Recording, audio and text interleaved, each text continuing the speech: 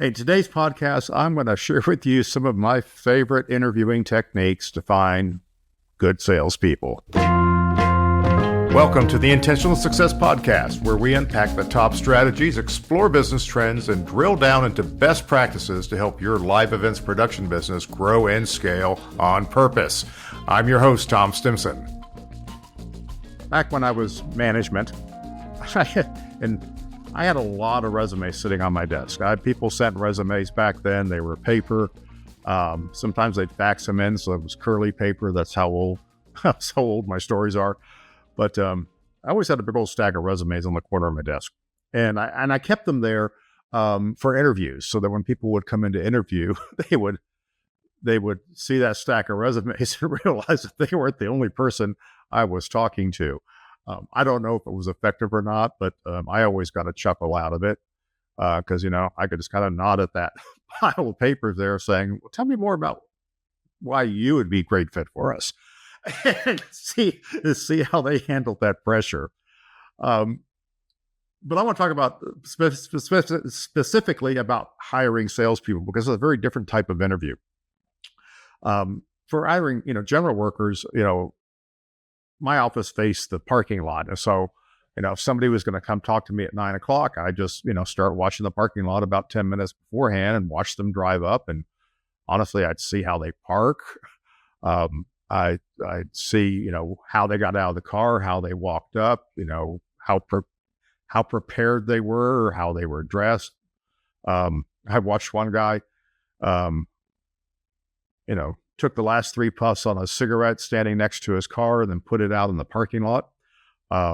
His interview was very, very brief, things like that. So, you can always get a few visual clues and, the best interview questions are the ones you don't have to ask because this person is not going to be a good fit.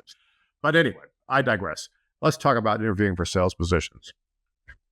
When I'm talking to potential salespeople and anybody who is customer facing, who's going to help interface with the client or the buyer and your product as a salesperson. So many people hate the title. I'm not in sales. I'm a production manager, blah, blah, blah, blah. I don't care. You're selling something. So you need the same qualities regardless of what title we give you or how you convince yourself that you're not some smarmy golf playing salesperson that you detest, that you are still in a sales role and you need some of those qualities. By the way, I don't care if you play golf or not.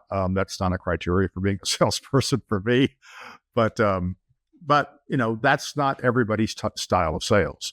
So I'm looking for people that first and foremost, and I'm going to sound like Ted Lasso here, is they have to be curious.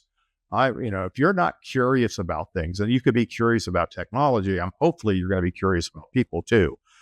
Are you curious? Do they listen? Right? Are they listening for things? Are they making connections between the things that you say and the things that they're saying? Are they putting 2 and 2 together? Are they able to communicate well? Can they tell a story? Right? These are the things that are important for me because it's very difficult to be an effective salesperson if you cannot tell a story. And if you can't recognize what story is appropriate for the person that you're talking to help move them through that process. Even if you're just convincing them that your solution is technically correct for them, okay, it's helpful to be able to sell it to them in a way that they understand and not just the way that you understand. So I'm looking for those qualities. I want somebody in a sales position who's affable, but not smarmy. I don't like smarmy salespeople. That's me. I think most people don't like smarmy salespeople. You have to be relatable and you have to be genuine, right? I'm interested in people who are engaged in a serious hobby. They have to be an expert or want to be an expert at something. I've hired a lot of musicians for that reason because their hobby is important to them, which means that they take other things seriously so that they don't have to compromise on their hobby.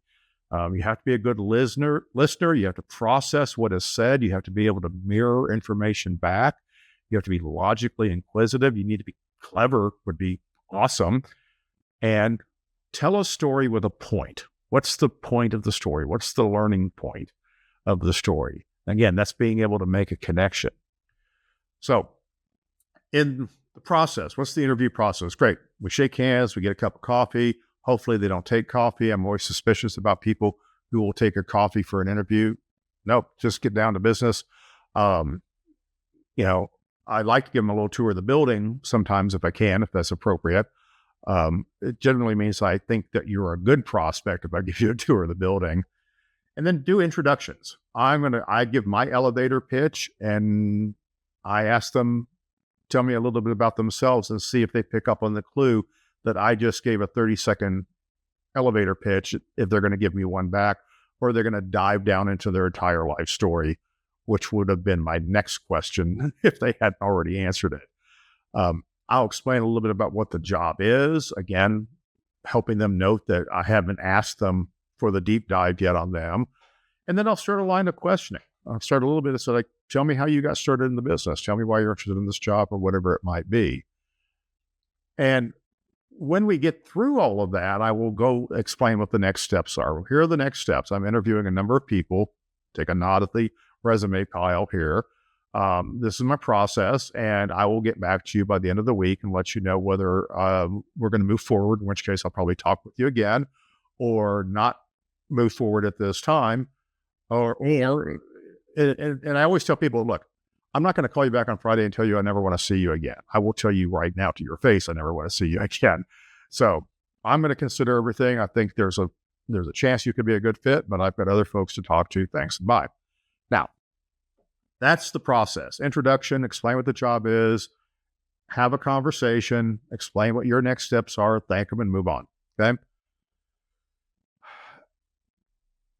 Most people interviewing for a sales position have had some sort of sales role before. So just ask them about their first sales jobs. What did you learn? What do you know now that you didn't know then? What do you wish you had known sooner? This will help them tell a story.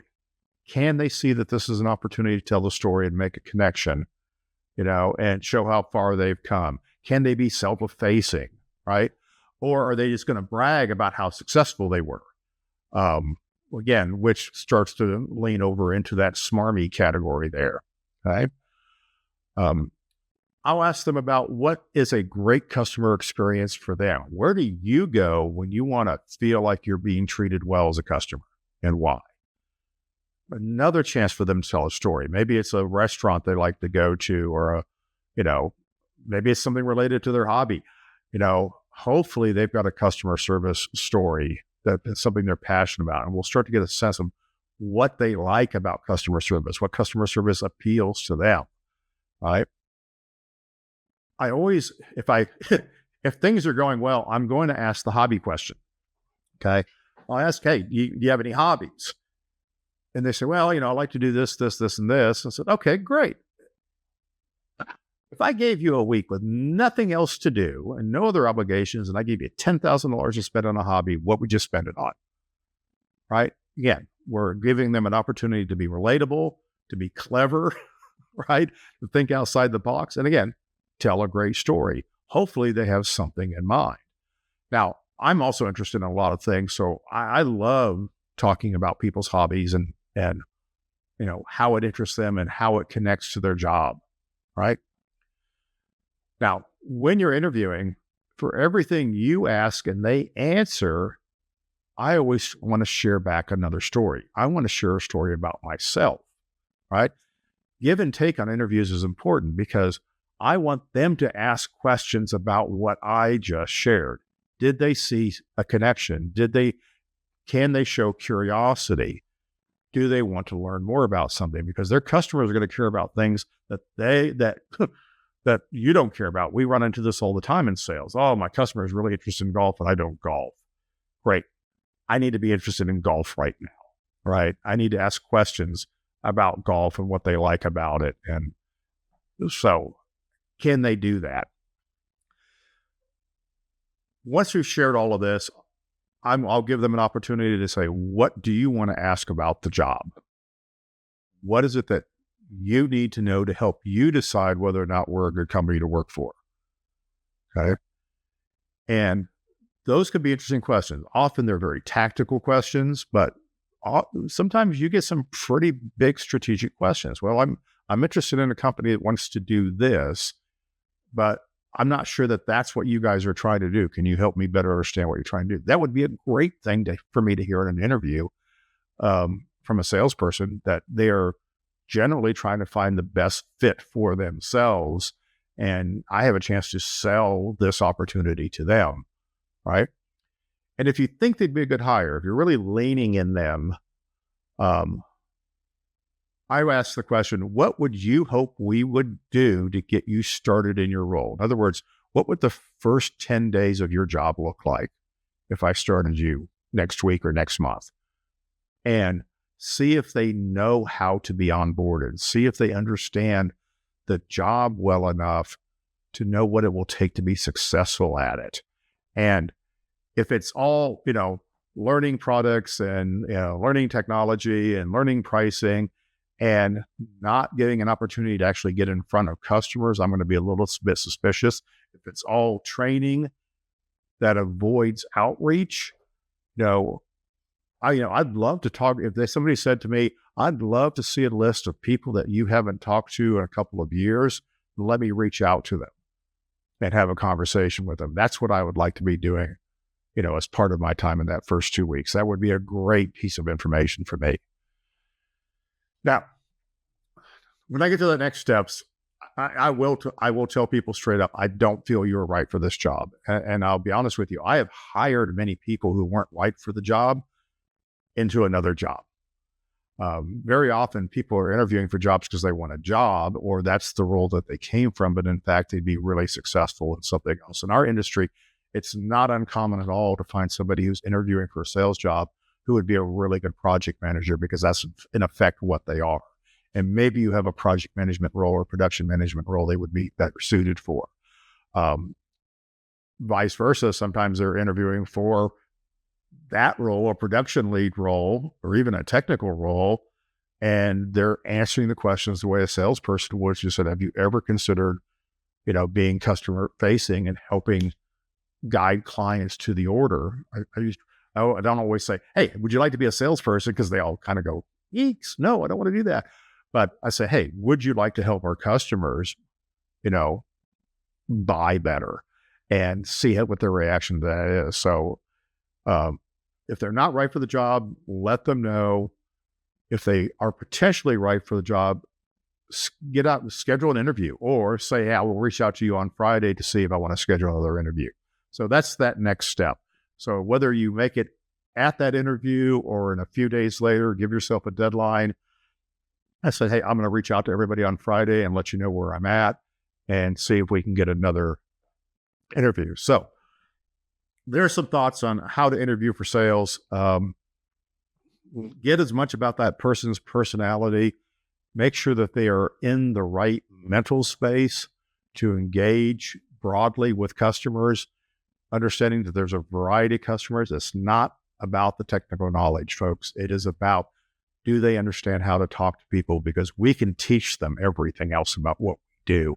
If they come from another industry, but they know how to talk, if they come from anywhere in hospitality and they know how to talk to event planners and meeting producers, right, or corporate clients, they could potentially be a good fit if they interview role good for this. We can teach them everything else they need to know.